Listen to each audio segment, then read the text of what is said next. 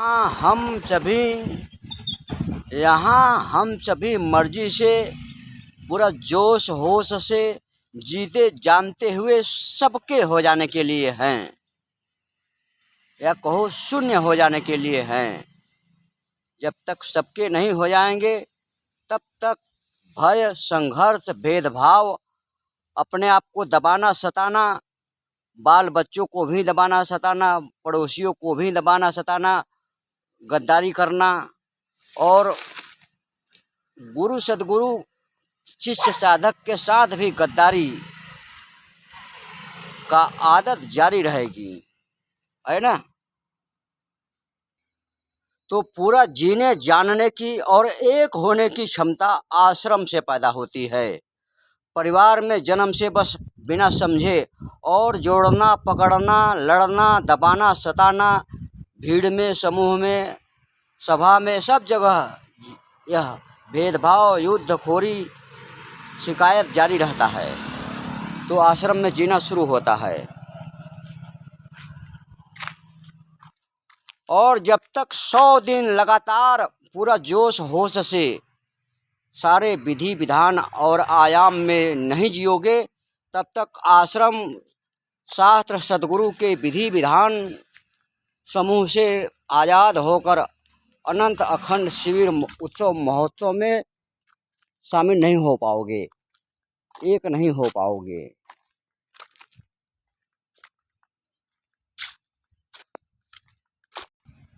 तो सबसे एक होने का उपाय है अपने साथ मर्जी से, मस्ती से, साफ सफाई, साधना, भोजन, बागवानी के साथ, फिर गीत संगीत नृत्य के साथ झूमते हुए जियो, लगातार जियो जब तक सबके न हो जाओ, जब तक सहज सेवा संदेश, सहज जीने जानने, गीत संगीत नृत्य से भरकर झूमने की क्षमता न आ जाए, तब तक अपने साथ पूरा जोश होश से जीते रहो।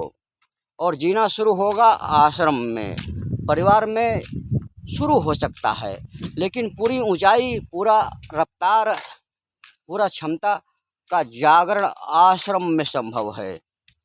रजनीश के, खासकर रजनीश के आश्रम में। पुराने आश्रम में नए विधि विधान, शास्त्रीय विधि विधान से बंध जाओगे, सूक्ष्म अहंकार खड़ा हो जाएगा। सभी का जीवन परिवार में, मजबूरी में आधा अधूरा शुरू होता है। तो अपने मेहनत के दम पर, संकल्प के दम पर, सारे दुख सुख को स्वीकार करके जीते हुए अपनी समझ के दम पर अनंत का होना शुरू करे, अपने आप का होना शुरू करे, तभी औरों के, पड़ोसियों के, फिर आश्रम के, गुरु सद्गुरु के होते हुए फिर अनंत के हो जाओगे। अनंत के होना ही परम सौंदर्य है, सफलता है। किसी तरह पढ़ के या सुन के आश्रम में, पुराने आश्रम या रजनीश के आश्रम में गए और विधि विधान पूरा प्रयोग नहीं किया, तो वहाँ भी बंधन में बंध जाओगे, रुक जाओगे, फंस जाओगे। इसलिए पूरा विधि विधान करना, सेवा सफाई, गीत संगीत नृत्य का पूरा तूफान उठाना, तब जाकर आश्रम के विधि विधान समूह से भी आज़ाद हो जाओगे।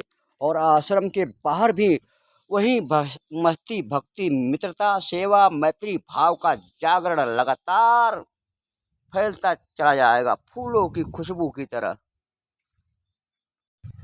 और आधे अधूरे सद्गुरु संचालक के पास भीड़ ज़्यादा रहती है और आदमी वहीं का वहीं फंसता लड़ता, नई आदत का शिकार कि मैं ज्ञानी हूँ, संस्थापक हूँ, संचालक हूँ, बड़े संख्या समूह के साधक में साधना करने वाला हूँ, ऐसा भ्रम का शिकार हो जाइएगा, होता चला जाएगा।